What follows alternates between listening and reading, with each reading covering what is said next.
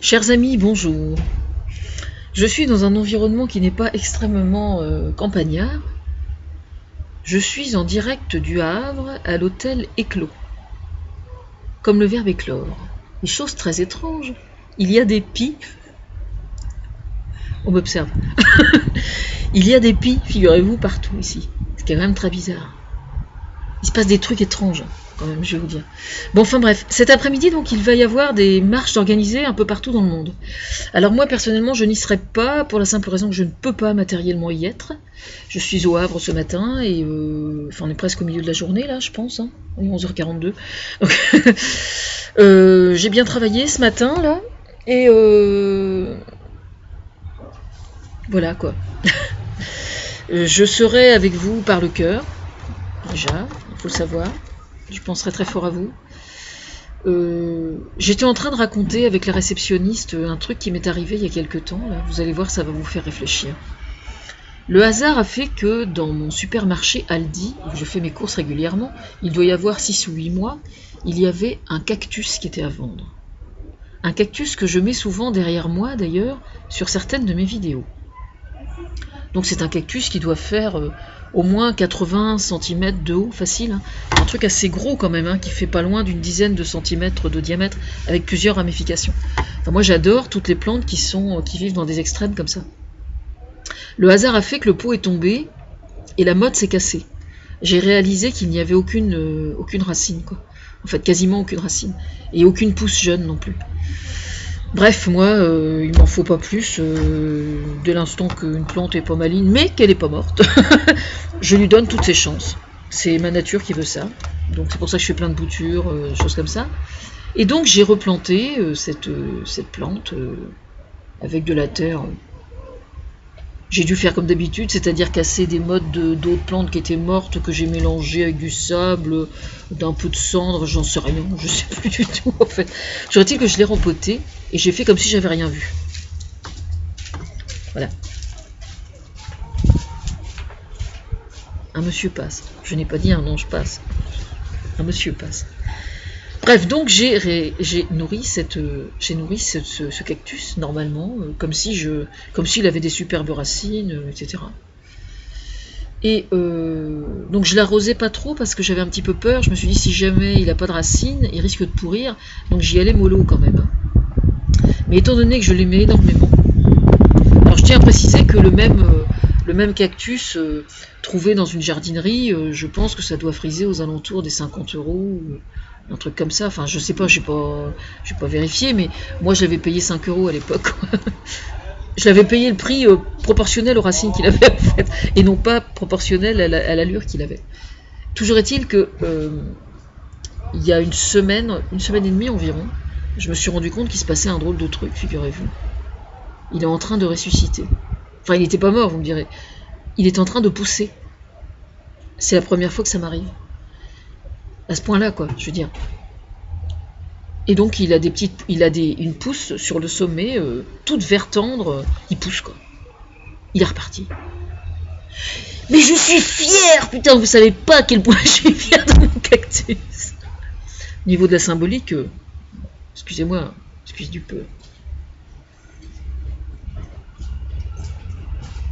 Un an, je passe.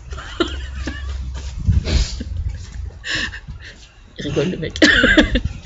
Bon bref, toujours est-il que donc cet après-midi donc marche pour le changement climatique et pour la transition énergétique au niveau national, européen et mondial. Alors pour le cas où certains seraient tentés de penser que c'est quelque chose d'anecdotique, version on nous l'a déjà fait et puis en fait ça donne rien, etc. Je tiens juste à vous signifier que l'écologie n'est pas une mode, que c'est quelque chose d'absolument viscéral et fondamental aujourd'hui qui va bien au-delà du moindre phénomène de mode. En fait, ce qui se passe, c'est qu'au niveau publicitaire, culturel, etc., on suit l'écologie aujourd'hui. Parce qu'on ne peut pas faire autrement, en fait. C'est juste une question de bon sens. L'écologie, c'est l'humanisme d'aujourd'hui. L'humanisme de 2014. Voilà. Et pour information, je tiens juste à signifier à ceux qui auraient tendance à prendre ce côté des choses très largement à la légère, je tiens juste à vous préciser qu'aujourd'hui, il y a énormément de problèmes de santé publique, par exemple, qui sont liés directement aux problèmes de pollution. Je vais vous donner quelques exemples. Des problèmes sur le plan respiratoire à cause de la pollution de l'air. Des problèmes au niveau de la stérilité de certains couples, parce que le pourcentage de spermatozoïdes qui sont viables est beaucoup plus faible que ce qu'il était avant, et c'est dû à la pollution. Les problèmes de thyroïde. Il y a énormément de gens qui ont des problèmes de dérèglement de thyroïde, et donc qui sont obligés d'être médicalisés, etc., etc.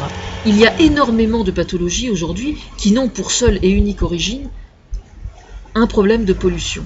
Par l'air, mais pas uniquement, par plein d'autres moyens aussi. Voilà. Alors depuis un certain temps, moi l'écologie je ne l'ai pas inventée, hein. J'ai pris le train en route comme tout le monde, mais il se trouve que depuis que moi je sévis entre guillemets sur le plan politique, j'ai le pouvoir d'avoir redonné l'espoir d'une certaine façon à beaucoup de gens qui se battent dans ce secteur. Excusez-moi, j'ai une grosse envie d'éternuer, je ne sais pas si ça va passer. Excusez-moi, je sais ce que c'est. On n'est pas loin de Port-Jérôme. C'est ça, ne vous inquiétez pas. Oui, on appelle ça une forme d'opportunisme dont moi seul suis capable. C'est vrai. Ou Gonfreville-Lorcher, enfin bref. On va pas faire de racisme anti-région. Enfin bref, toujours est-il que... Oui, il se trouve que j'ai ce pouvoir-là de redonner espoir à des gens qui n'y croient plus.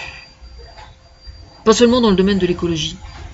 Alors, à la question pourquoi je suis comme ça, on va dire mon cheminement personnel, peut-être. Hein, on va dire ça, je sais pas, enfin, c'est comme ça, on va pas chercher à comprendre. Enfin bref, les chercheurs ont tendance à trouver de plus en plus, les inventeurs à inventer encore plus, etc., etc. Et donc, c'est grâce à moi, par exemple, si Nicolas Hulot est auprès de François Hollande, et je suis super fière de ça. Alors justement, venons-en au plus important. Dans quelques jours aura lieu ici au Havre, 24, 25 et 26 septembre 2014, le LH Forum au Havre. Alors le LH Forum, c'est 3 journées qui sont financées donc par la ville du Havre et où on invite des personnalités charismatiques pour venir débattre sur certains sujets de société extrêmement graves en général, ou en tout cas très important.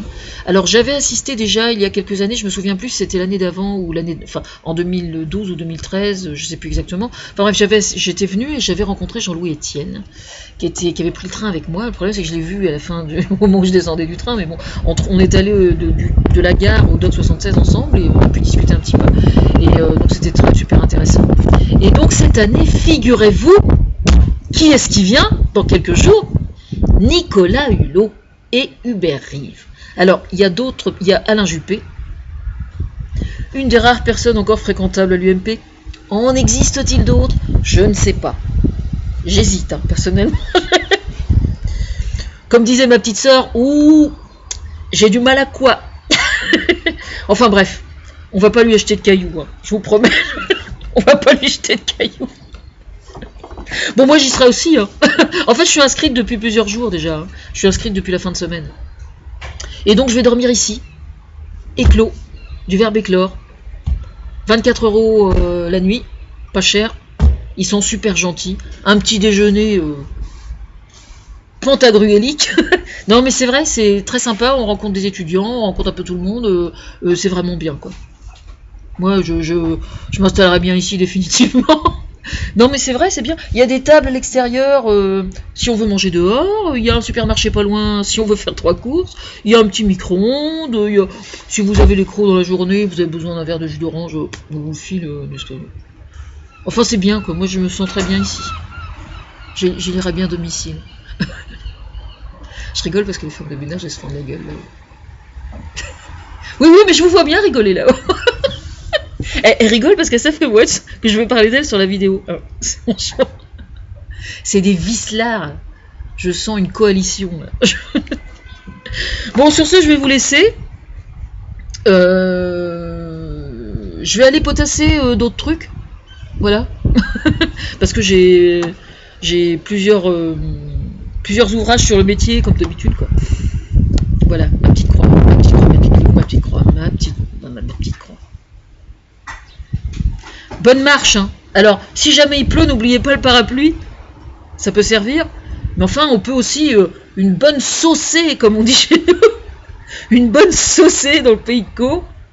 On sait ce que c'est, quoi. Je veux dire, on a juste un petit peu plus de frisottis, quoi. C'est tout, c'est pas un problème.